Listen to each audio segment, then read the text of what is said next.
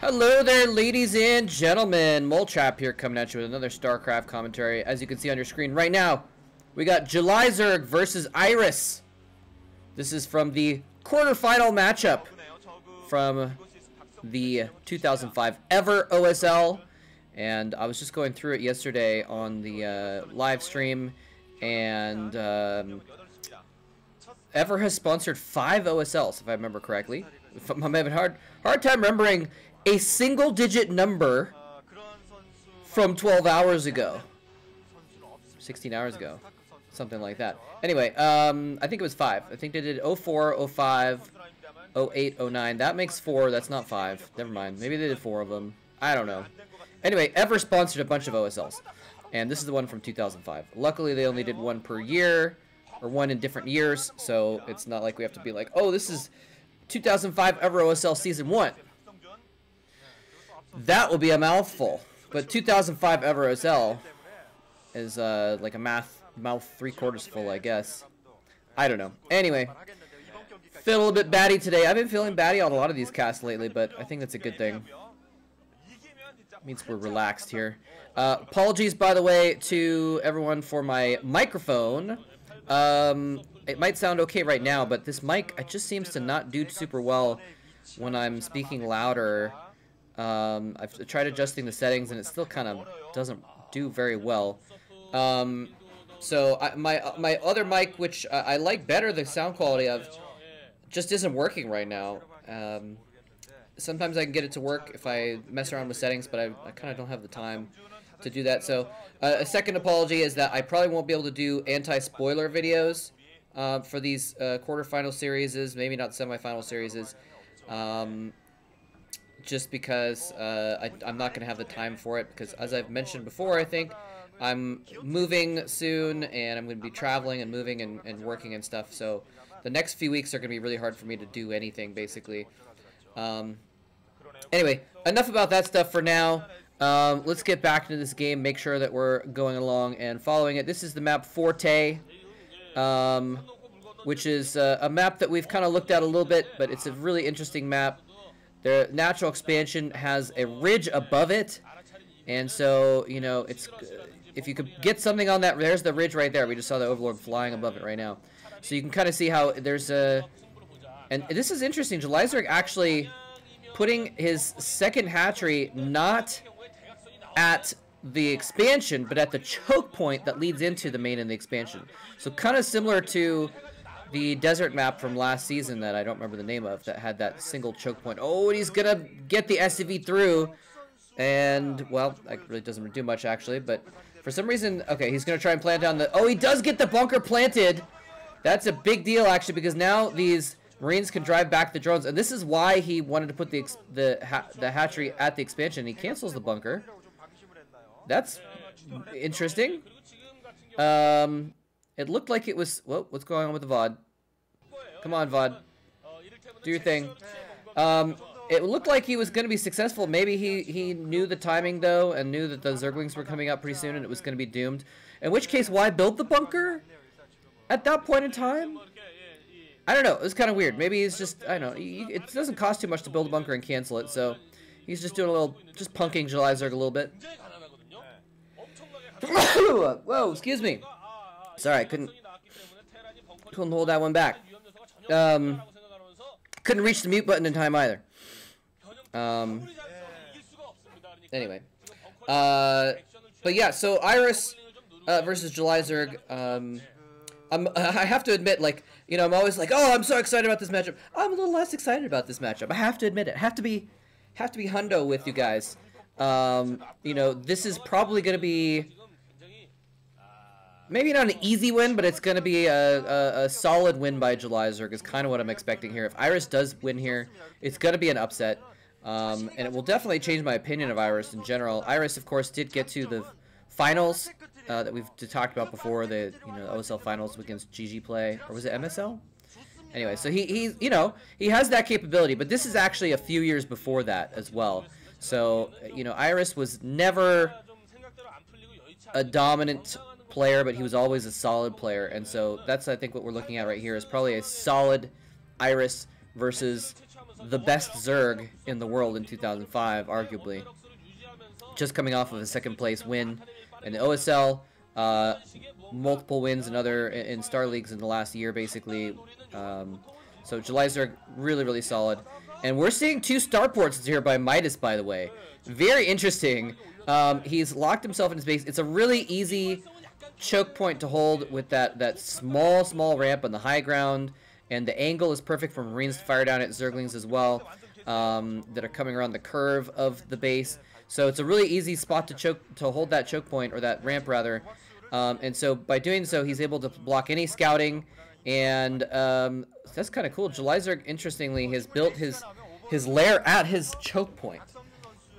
And it might be because there's more hit points on the lair, and so, you know, he wanted to make the beefier building at a spot that was going to be possibly attacked more. So that might be what's going on. It might have also been to hide the timing of his lair, you know, in case he scans the main to check the lair timing or something like that. So a Wraith is moving across the map, by the way. He's actually caught an Overlord here. He's going to be able to kill off that Overlord without too much time taken. And so, but it looked like he was thinking about going and using it as a scout as well. But he's also revealed the Wraith.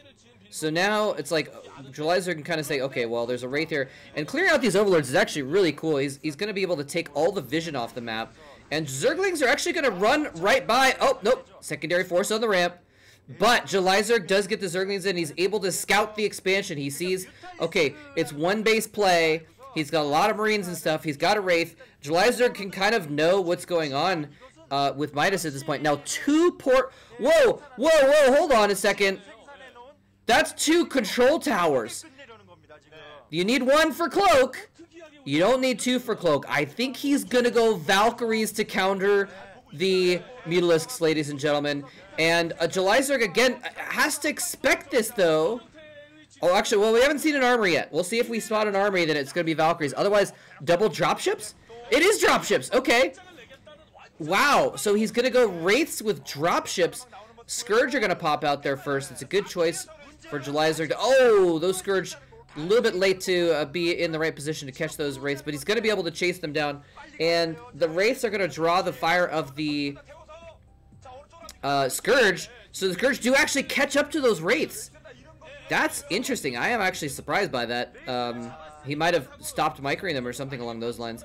But, so double dropships, you know, I was saying before, if you can get something on the high ground above those bases, it's really strong, and dropships are the way to do that. So if you can get Medic Marines up on top of those ridges, it's going to be pretty effective. Here he comes in. He's actually going to run away from the high ground and drop into the expansion where the drones can attack as well to make it less effective. The fire bats are there, though. They are going to be effective on the low ground, and they try to roast the drones, but not to very much effect at all. So, yeah, dropping the units where Zerglings and drones could attack them when you had a big, giant high ground spot right there. I'm not sure about that. Of course, it probably would have worked out better if the Mutalisks hadn't been in the perfect position as well, but he kind of telegraphed the air.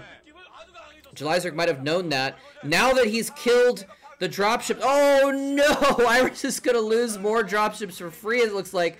Oh, it does survive. But now Julyzerg can kind of just do whatever he wants. He's got so many Mutalisks. There's only a handful of Marines.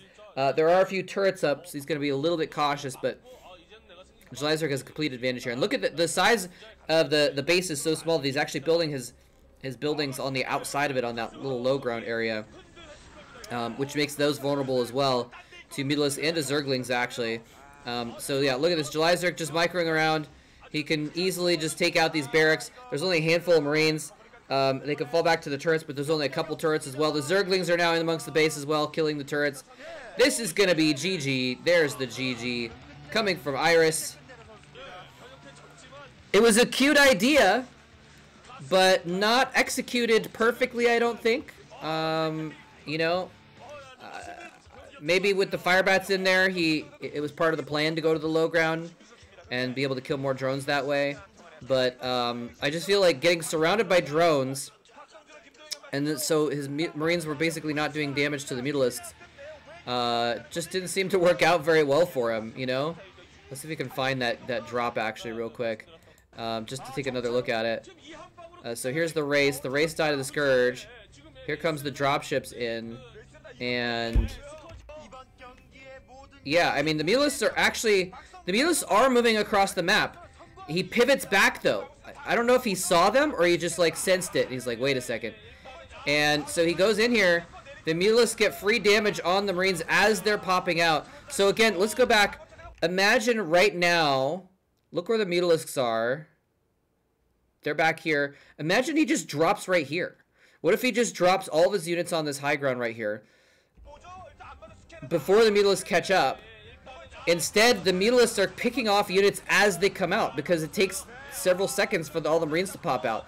So by the time all the Marines have exited this dropship, the other one, they've all died. I mean, it's cute to have the firebat kill the drones, but the Zerglings are right there as well. The drones actually doing damage and distract and drawing fire from the Marines and the firebats so that the Mulists can clean up without any damage taken.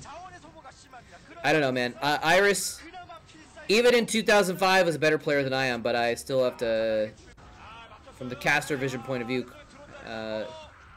question this decision. But you know, if the Mulists are, because again, going back here, there's a point where the Mulists are flying across the map and they pivot back. They pivot back towards his main. Like he senses, okay, maybe that's a problem. And so maybe if the Mulists are here in the middle of the map instead, this works a lot better as well. So that might be what kind of the intention was too. So anyway, hope you guys enjoyed that. Thanks very much for watching. That's game 1. This is a best of 3. So we're going to have game 2 pretty soon, and a game 3 if Iris can bring it back and tie up the series. Hope you all enjoyed it. Thanks very much for watching. GG.